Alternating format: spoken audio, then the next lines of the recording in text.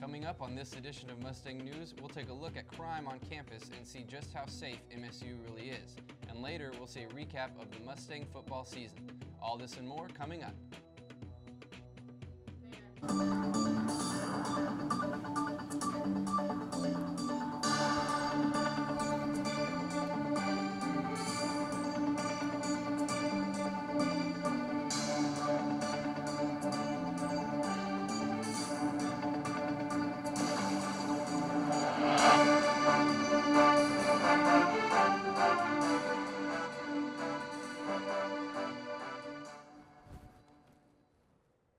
Hello and welcome to Mustang News. I'm Jacob Smith.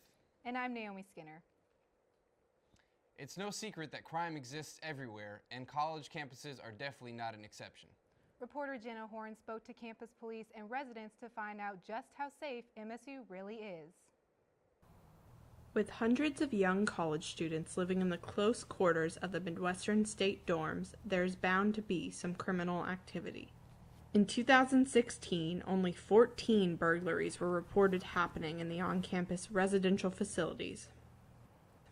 The low amount invites skepticism to the accuracy of the numbers. Are MSU dorms very safe, or do many of these incidents go unreported? With only 14 burglaries reported last year, residents speak on whether that number brings comfort or concern. Not any of my residents. In my time of being an RA, I haven't had anyone getting their stuff stolen. I mean, I even leave my door open sometimes, like during the day if I, like between classes, I don't like carrying my keys. But yeah, no one's ever like even came in my room without like permission or anything like that. Housing takes certain precautions against theft. Residents must swipe their ID cards to enter their dorms, and all guests, male or female, must check in. Residential advisors recommend taking additional precautions to prevent theft from happening in the first place. I would just say to lock their doors. If they're going, even if they're just going to the bathroom, like that's when I feel like that's the most easy way for someone to get access to their room. I always keep my door locked when I'm not there. I don't just leave it unlocked. Dorm and campus residents should report any theft or burglary to the Midwestern State University Police Department. For Mustang News, I'm Jenna Horn. Women's health has been a hot-button issue this year, especially with abortion.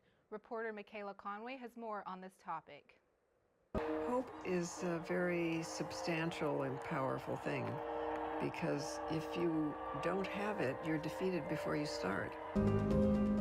With the transition from a Democratic president to a Republican one at the beginning of the year, it was expected that there would be a push to regulate federal abortion laws around the country.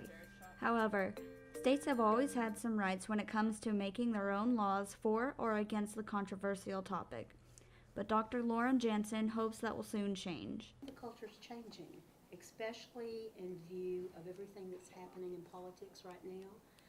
I think that hopefully that's going to be changing, and I think in view of all of the women that have been empowered to speak out here lately about their assaults, that they're beginning to have a voice. Texas has always been one of the states with the strictest abortion laws in the country. Despite its regulations, though, 6% of all abortions in the United States are performed in Texas, according to the Guttmacher Institute. Our abortion laws are pretty restrictive, where it requires that all patients are considered minors. Some form of identification has to be shown. This was something new that Governor Abbott signed, I believe, in 2016. Many women find it hard to access birth control, and it's even harder for them to access an abortion clinic should they need one. But MSU's Vincent Health Center can provide some help to women in need of reproductive health care, Dr. Keith Williamson explains. I do examinations and evaluate patients with regards to the safety and risks for birth control pills, and if they're a good candidate, we write prescriptions for birth control pills. While women can get birth control at MSU, pregnancies are a different story, as Dr. Williamson continues to explain. What we do here, if a patient is pregnant, By policy, we're not going to take care of them at the Vincent Health Center. We'll refer them off for continuity of care with other providers who are more attuned to caring for pregnant women. MSU has women's reproductive health on its mind, but women in Texas are still a long way from winning the fight on reproductive rights. Well, everyone's health is important, and women have special challenges to their health because of the reproductive system and the potential complications. And plus, pregnancy is an important issue for economic reasons, for social reasons, as well as for health reasons. For Mustang News, I'm Michaela Conway. The MSU football season has finally come to an end, and what an awesome season it was.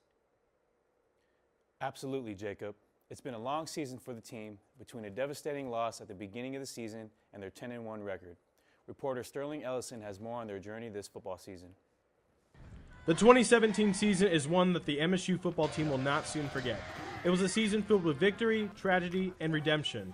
The unexpected loss of teammate Robert Graves in the second week of the season devastated the whole school and heavily impacted his teammates for the rest of the season.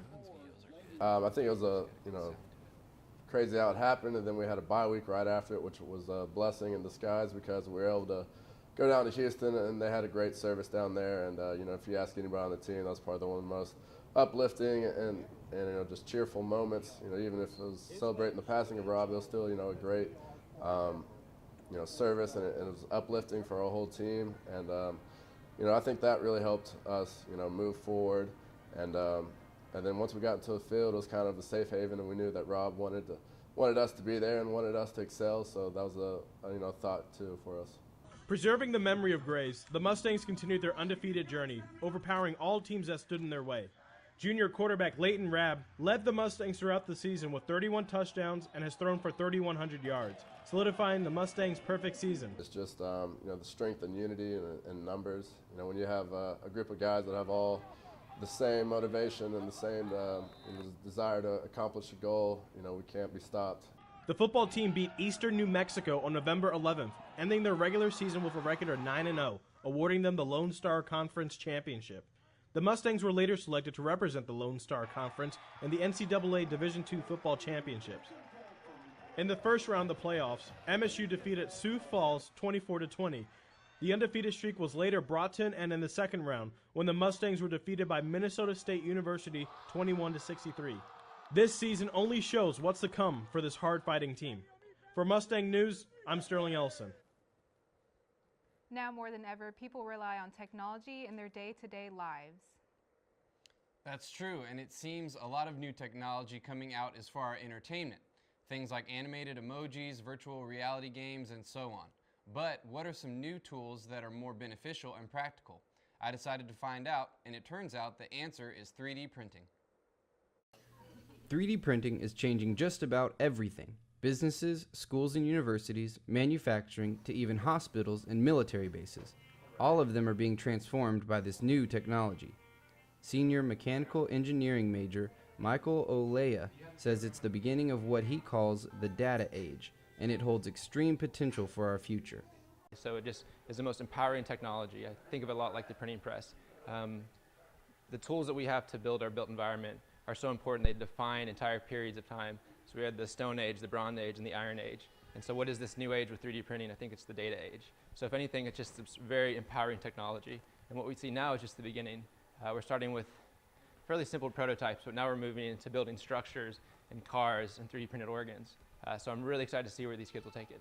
Michael says that he put on this seminar because he wants to inspire these students and believes it's up to the next generation to use this technology to become the solution to the problems we face in our society today. So on a micro level, the goal is to teach the students about 3D printing and computer-aided design. But on a macro level, the goal is to inspire them to become scientists and engineers. I don't think there's any political solutions, there's only technological solutions. So the solutions to our greatest problems will be solved by the students here today. Michael also says the success of this first seminar makes him want to do another one again in the spring of 2018. So stick with us for more information on this exciting new technology. For MNG Media, I'm Jacob Smith. Every year, the lawn in front of the Hardin building comes to life as the fantasy of lights is displayed. Naomi, you spoke to some people who visited the lights, right? I did. For many in Wichita Falls, the fantasy of lights is a tradition unique to this city. I got to see what the Fantasy of Lights really means to the residents of Wichita Falls. One major holiday tradition right here in Wichita Falls is the MSU Burns Fantasy of Lights. Located on the front lawn of Hardin Building next to Taft, this event has 38 different holiday-themed displays. With an estimated number of 200,000 visitors each year, the lights hold a special meaning to some. It symbolizes like the holidays coming, so it represents that Christmas is on its way, and it makes you feel jolly. For a few visitors, the Fantasy of Lights is recently new and becoming that holiday tradition. I know it's a big thing here in Wichita Falls, which we don't really have. I don't think we have anything like that in San Antonio. So like kind of that small town kind of thing where everybody still comes out here every year. Like it's just something you do every year. Some of the displays have even become favorites, such as the lion and the train. Favorite display is the Peter Pan one over there. I always watched Peter Pan when I was little. From the Christmas trees to Toy Story to Santa and his reindeer, the Fantasy of Lights is a proud Wichita Falls tradition that fills the hearts of many. For Mustang News, I'm Naomi Skinner. That's it for this edition of Mustang News. Don't forget to follow us on Instagram and Twitter at MG Media and like us on Facebook. Be sure to tune in next time for your campus news.